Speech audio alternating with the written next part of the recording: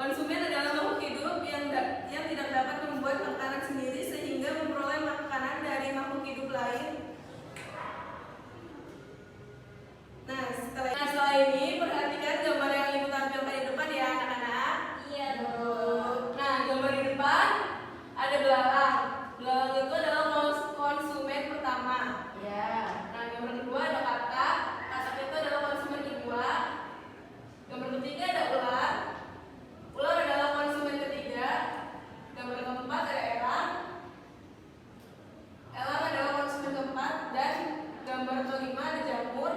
Jamur itu seperti pengurai.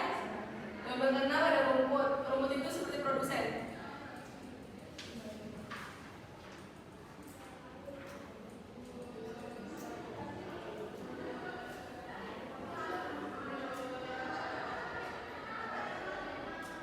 Nah, rantai makanan adalah hubungan makan dan dimakan antar makhluk hidup. Menurut kalian, mengapa rumput berada di awal rantai makanan?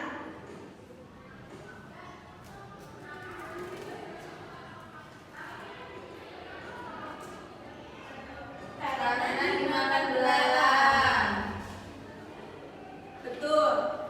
Tumbuhan disebut produsen karena dapat membuat makanan sendiri.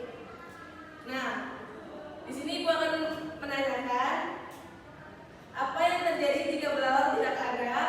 Maka tidak punya makanan. Rantai makanan terganggu. Hebat.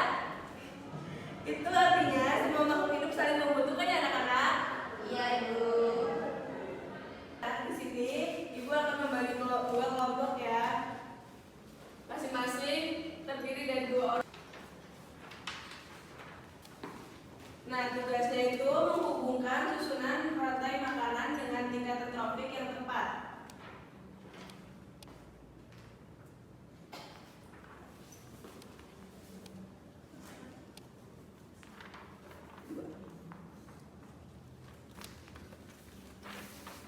Produsen.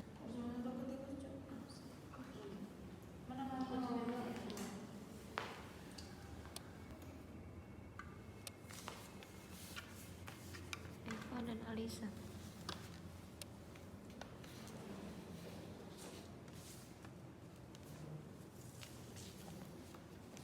Satu dan dua. Kelompoknya Mbak Eva silakan maju.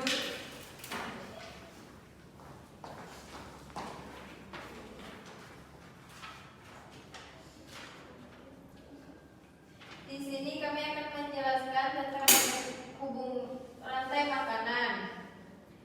Produsen yaitu padi, konsumen 1 tikus, deskompresor itu jamur, konsumen 2 itu ular, dan konsumen puncak itu adalah elang. Bagus kelompok 1.